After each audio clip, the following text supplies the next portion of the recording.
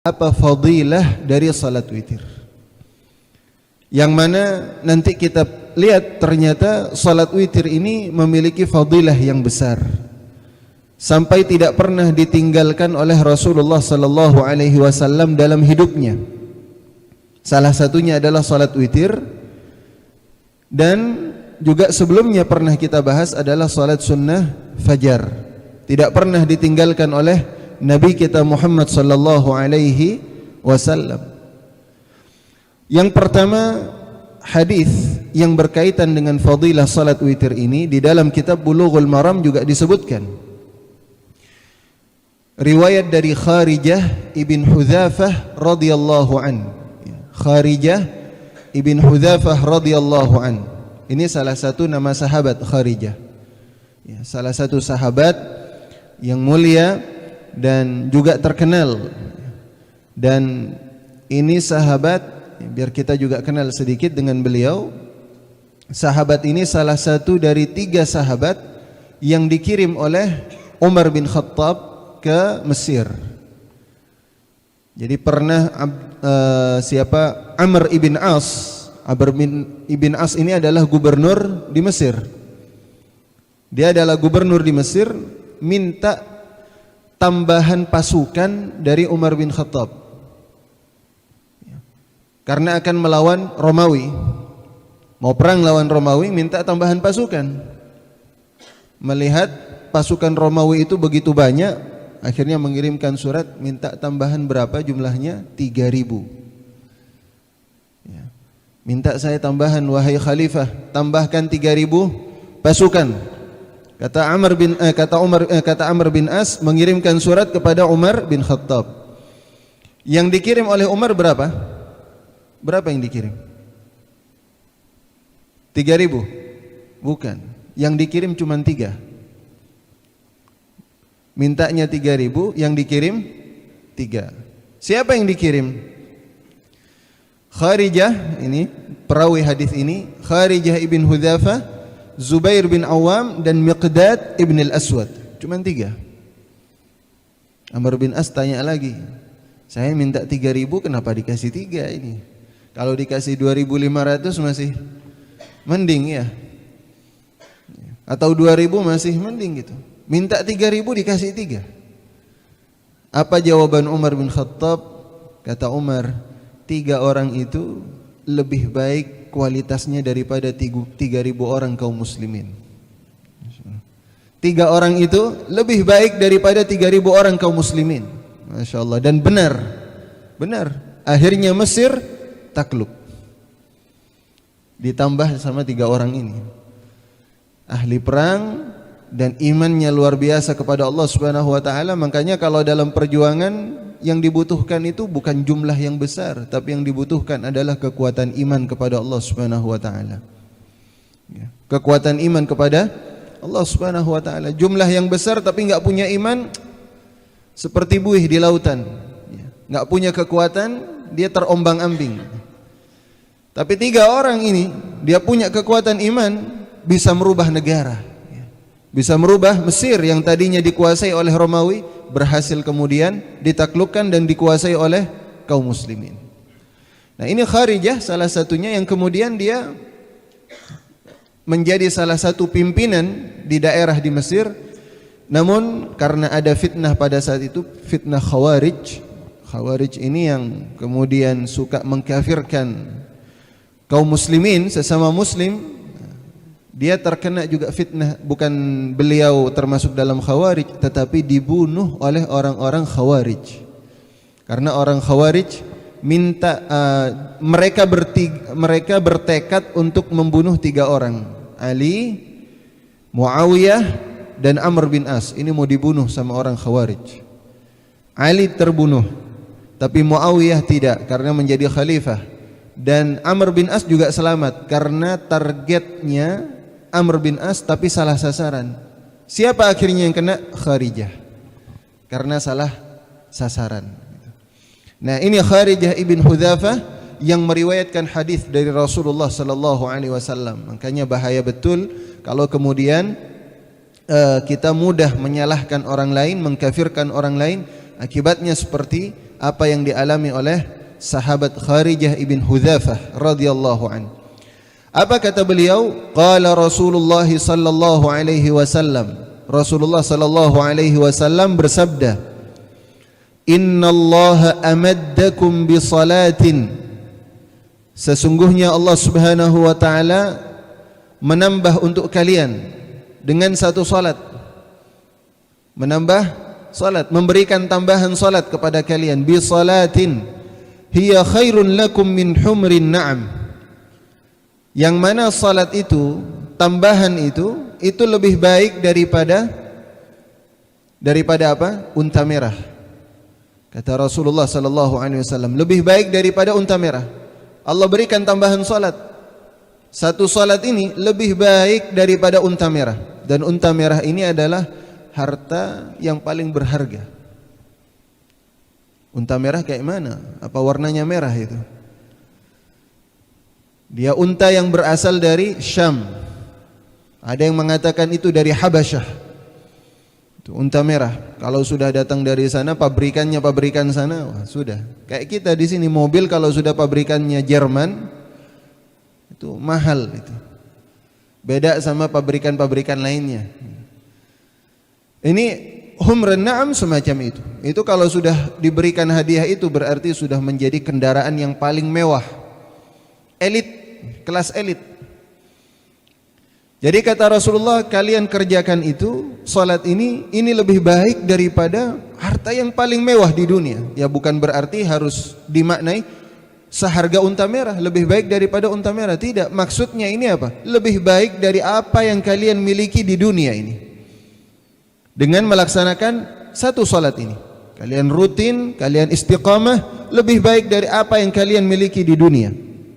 Qulna, kami tanya kepada Rasulullah, wa ma hiya ya Rasulullah? Salat apa itu ya Rasulullah yang lebih baik daripada unta merah itu? Salat apa itu ya Rasulullah? Qala al-witru. Witir. Salat witir. Kalian salat witir, setiap malam kalian salat itu, insyaallah itu lebih baik daripada unta merah. Kalian kerjakan itu. Ma baina salatil isya ila tulu'il fajri. Yang bisa kalian kerjakan setelah salat isya sampai terbitnya matahari, sebelum terbitnya matahari. Fajar, mohon maaf. Sebelum terbitnya fajar. Jadi dikerjakan setelah salat isya, bukan setelah isya. Pahami ini. Jadi salat isya dulu. Jangan karena isya'nya kita akhirkan, mau salat witir dulu, sudah isya sudah masuk. Enggak boleh. Jadi dikerjakan setelah salat isya. Ma baina salatil isya ila tulu'il fajri. Dari mulai setelah salat isya sampai terbitnya fajar. Ini salat witir. Jadi dia lebih baik daripada dunia. Harta yang kita miliki di dunia. Kita kerjakan salat witir itu. Kemudian apalagi kata Rasulullah sallallahu alaihi wasallam. Beliau bersabda dalam hadis yang lainnya, ya ahlal Quran, ya ahlal Quran, autiru, lakukan witir. Yang merasa dirinya bagian dari ahlul Quran, lakukan witir. Lakukan witir. Orang yang biasa ngaji, lakukan witir karena dia ahlul Quran. Orang yang menghafal Al-Quran, apalagi lakukan witir. Makanya para ulama kemudian mengatakan, kalau ada yang ingin dirinya dihidupkan dengan Al-Quran, malamnya hidup dengan Al-Quranul Karim, kuncinya dengan apa? Salat witir. Salat witir. Orang yang mau menghafal Al-Quran, ingin diberikan kemudahan, salat witir. Itu salah satu resepnya. Kata para ulama semacam itu. Ada orang yang kesulitan, saya sulit baca Al-Quran, belajar sudah kemana-mana, terbata-bata terus, berat rasanya ini. Mau baca Al-Quran itu berat, sulit. Kalau ingin diberikan kemudahan, autiru. Ya ahlal Quran autiru, kata Rasulullah sallallahu alaihi wasallam. Fa inna Allah witrun yuhibbul witir. Sebab Allah itu witir, ganjil, esa, dan Allah suka dengan yang ganjil, senang. Makanya kalau ingin disenangi juga oleh Allah Subhanahu wa taala, maka kerjakan salat witir. Orang yang ingin menghafal Al-Qur'an, susah dia menghafalkan. Makanya di dalam satu riwayat di dalam kitab Al-Mustatraf disebutkan ada orang yang sulit sekali dia menghafalkan Al-Qur'an. Hafal sekarang nanti lupa lagi, di murojaah lupa lagi besok. Apalagi enggak di murojaah, hilang. Dia mencoba untuk menghafal, ternyata apa? Gurunya itu mengatakan kepada dia, lakukan salat witir. Biasakan salat witir dan jangan ditinggalkan. Setiap malam engkau kerjakan itu. Ternyata apa? Lama kelamaan Allah Subhanahu wa taala bukakan kepada dia kekuatan untuk mengingat, menghafal salat witir. Karena ini langsung panggilan dari Allah Subhanahu wa taala, ya ahlal Quran. Wahai ahli Quran. Karena dalam satu hadis juga disebutkan inna lillahi ahlun. Sesungguhnya Allah Subhanahu wa taala juga punya keluarga, ahl. Allah punya keluarga. Siapa keluarganya Allah? Wa ahlul Quran hum ahlullahi wa khassatuh. Mereka adalah keluarganya Allah dan orang-orang istimewa bagi Allah Subhanahu wa taala. Jadi lakukan witir kalau memang kita merasa sebagai ahlul Quran. Tapi kalau orang yang tidak ahlul Quran, dia tidak akan biasa melaksanakan salat witir. Dia berat untuk melaksanakan salat witir. Walaupun dia adalah orang yang setiap harinya ngaji, walaupun dia adalah orang yang setiap harinya menghafalkan Al-Quran, tapi malas untuk melaksanakan salat witir. Nah, ini salah satu tanda bahwa dia adalah ahlul Quran. Dia terbiasa melaksanakan salat witir. Dia tidak tinggalkan itu salat witir. Nanti kita lihat, mungkin ada pertanyaan berapa rakaat ini? Ada, nanti kita bahas. Ini yang kedua. Kemudian dalam riwayat yang lainnya disebutkan anna Rasulullah sallallahu alaihi wasallam kana yusalli bil laili 11 rak'atin. Sesungguhnya Allah Subhanahu wa taala kalau di malam hari salat 11 rakaat, yutiru minha biwahidah, fa idza faragha minha ittaja'a ala shiqqihi al-ayman hatta ya'tiyahu al-muadzin fayusalli rak'ataini khafifataini. Jadi Rasulullah sallallahu alaihi wasallam, kata Aisyah, terbiasa setiap malam salat 11 rakaat. Ini kebiasaan yang dilakukan oleh Rasulullah sallallahu alaihi wasallam. Memang biasa, tidak pernah ditinggalkan, baik dalam kondisi Rasulullah tidak safar ataupun safar. Makanya bahkan ketika Rasulullah melaksanakan atau melakukan safar, Rasulullah tetap witir walaupun di atas kendaraannya. Karena begitu penting, utama. Dia utama gitu. Sampai ketika di atas kendaraan Rasulullah tetap melaksanakan salat witir. Tidak pernah ditinggalkan. Kalau kemudian Rasulullah lupa, pernah dalam satu hadis Rasulullah lupa salat witir. Sampai ketika salat subuh, setelah salat subuh nambah lagi Rasulullah, salat lagi. Sahabat ada yang nanya kepada Rasulullah sallallahu alaihi wasallam, "Ya Rasulullah, apa ada tambahan ini rakaat mulai saat ini buat salat subuh? Apa ditambah sudah? Syariat sudah menambah salat subuh, bukan 2 rakaat lagi tapi ditambah." Sahabat nanya, karena Rasulullah setelah salat subuh salat lagi itu. Kata Rasulullah sallallahu alaihi wasallam, bukan. Ini bukan tambahan rakaat, tapi ini adalah salat witir yang saya terlupa ya untuk melaksanakan salat witir itu di malam hari. Saya lupa melaksanakan salat witir. Saya tinggalkan itu salat witir karena tertidur. Rasulullah juga pernah ketiduran gitu. Tapi sekali, enggak berkali-kali ya. Rasulullah sekali itu.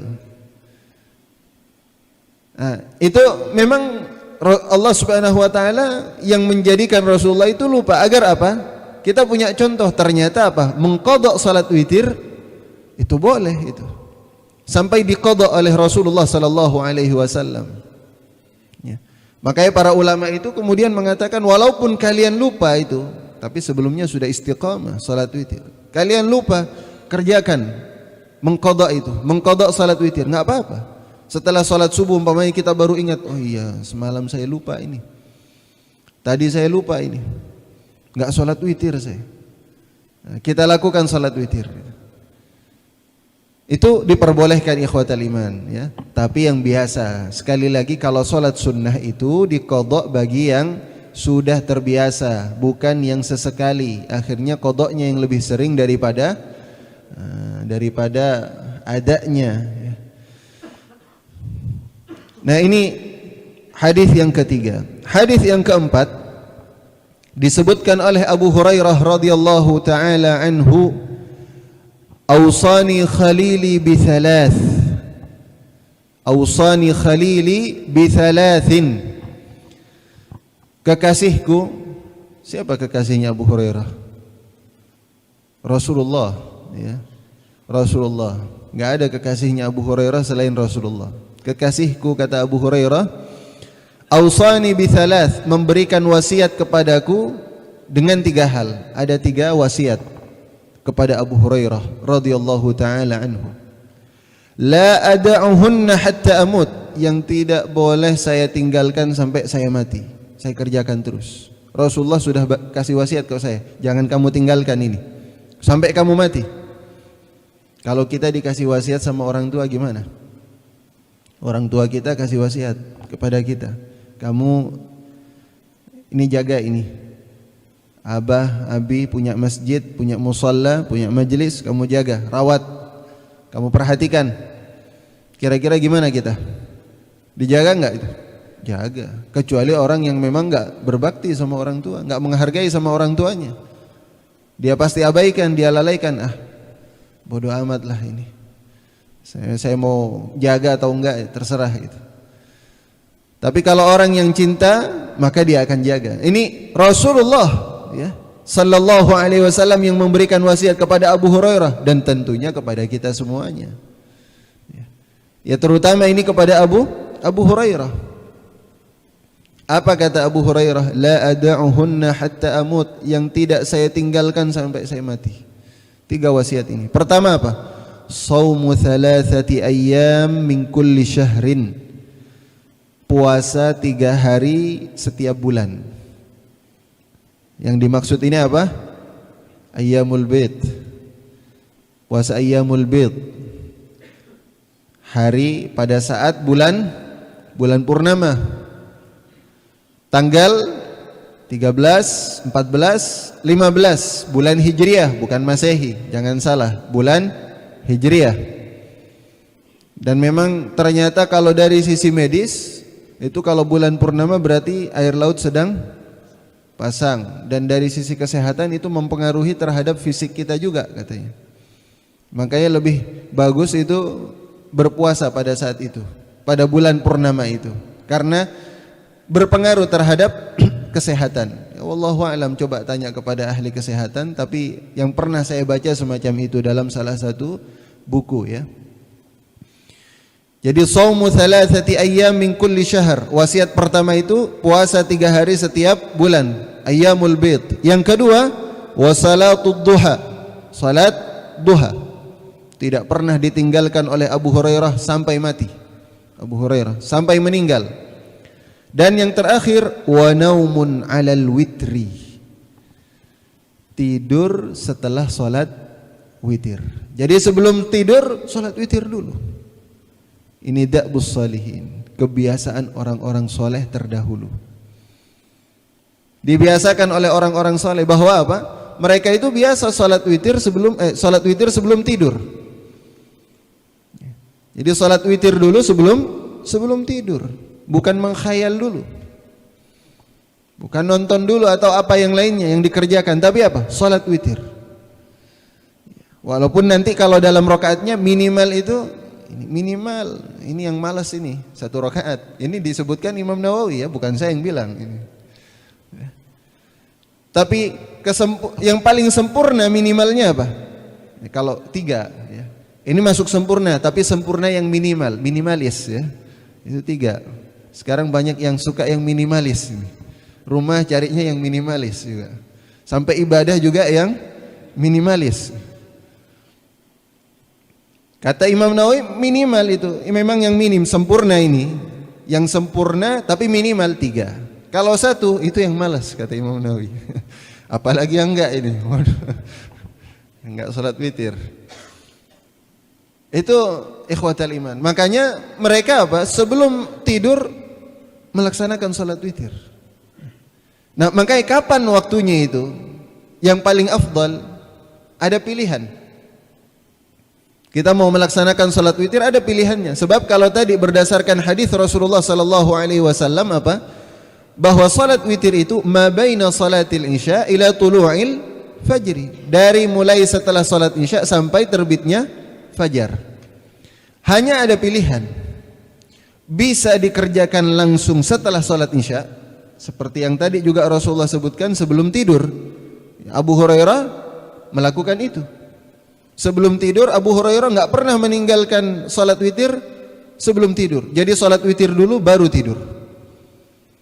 Wah, tidurnya itu berkualitas, ya.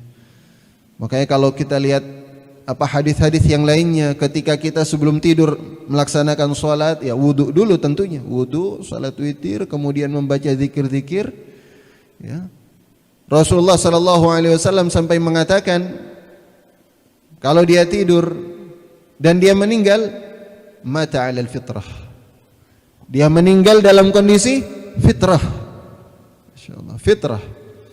Siapa yang enggak pengen itu? Karena kita enggak tahu tidur apa ada yang bisa jamin kita bangun kemudian sampai subuh. Enggak ada yang bisa jamin. Bisa jadi itu tidur terakhir. Yang terus itu. Makanya kalau sudah mati dan sebelumnya sudah wudu, salat witir dan baca zikir-zikir yang lainnya itu, Allahumma inni aslamtu nafsi ilaika wajjahtu wajhi ilaika wa wajjahtu wajhi ilaika wa alja'tu dhahri ilaika raghbatan wa rahbatan ilaika la malja'a wa la manja minka illa ilaika amantu, dan seterusnya itu yang biasa dibaca oleh Rasul sallallahu alaihi wasallam. Mata 'alal fitrah. Dia mati dalam kondisi fitrah.